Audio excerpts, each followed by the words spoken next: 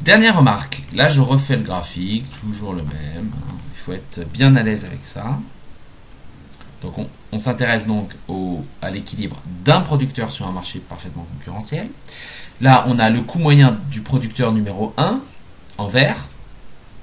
Donc en vert c'est le producteur numéro 1.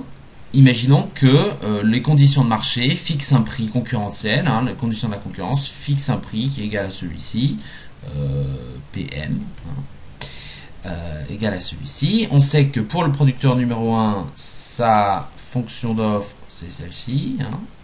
Et donc notre prix marché fixe, donc pour que l'entrepreneur 1 soit rationnel, il va fixer ses quantités Y1 de telle sorte à ce que le coût marginal, son coût marginal ici, reporté sur la courbe de coût marginal, soit égal au prix. Bien. Parfois, dans les livres de microéconomie, on suppose, pour simplifier les choses, que tous les producteurs ont les mêmes conditions technologiques et ont les mêmes conditions de coût.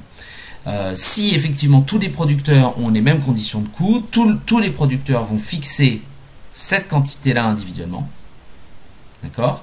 Et donc tous les producteurs fabriqueront une quantité Y1 et l'offre de marché, les quantités offertes sur le marché, ce sera au prix PM, ce sera simplement le nombre de producteurs multiplié par le volume de production que chacun produit, c'est-à-dire petit y1.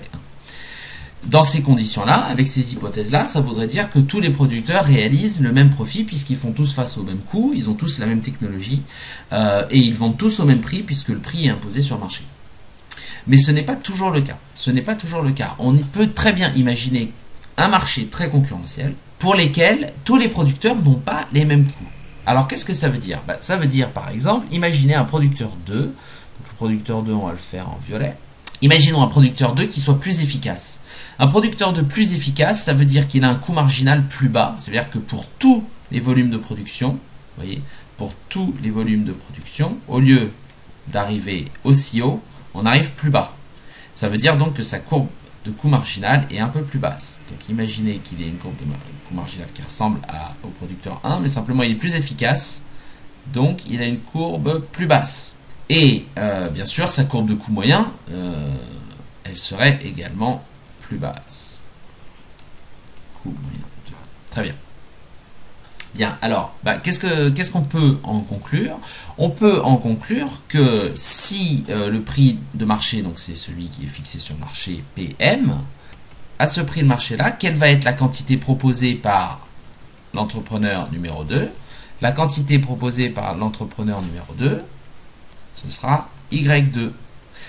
Donc, aux conditions de marché, on a un producteur 1 et un producteur 2 qui sont en concurrence. Sur un marché très concurrentiel, ça veut dire que ces deux producteurs sont incapables de produire pour tout le marché. Ils sont en concurrence avec beaucoup d'autres entreprises et ces deux producteurs sont incapables d'influer sur le prix de marché seuls. C'est simplement la rencontre et la concurrence entre des milliers de producteurs sur le marché qui va permettre de fixer le prix. Ce prix est fixé à ce niveau-là. Et compte tenu du fait que le producteur 1 et le producteur 2 n'ont pas les mêmes conditions technologiques, n'ont pas les mêmes coûts, le producteur 2 est plus efficace, eh bien le producteur 2 fabrique Y2, c'est-à-dire qu'il va fabriquer des quantités supérieures au producteur 1. Et comme il fabrique des quantités supérieures, ça veut dire que toutes les quantités d'avant, il fait du profit, ce qui veut dire qu'en fait le profit du producteur 2 sera supérieur au profit du producteur 1. Donc le producteur 2 fait plus de profit que le producteur 1. Ça s'appelle comment ça ? Ça s'appelle une rente. Voilà. Le producteur 2 réalise une rente par rapport au producteur 1. Imaginez que le producteur 2 soit le seul à maîtriser cette technologie-là dans un marché très concurrentiel, alors que le producteur 1 est comme tous les autres producteurs avec ses coûts marginaux assez élevés, eh bien le producteur 2 bénéficierait d'une rente. Il est plus rentable que les autres, mais comme il est incapable de répondre à toute la demande de marché, il n'a aucun intérêt à baisser son prix pour attirer toute la demande, il a simplement intérêt à produire plus au prix de marché et à réaliser plus de profit. De même, imaginons que ce ne soit pas deux producteurs différents, mais ce soit simplement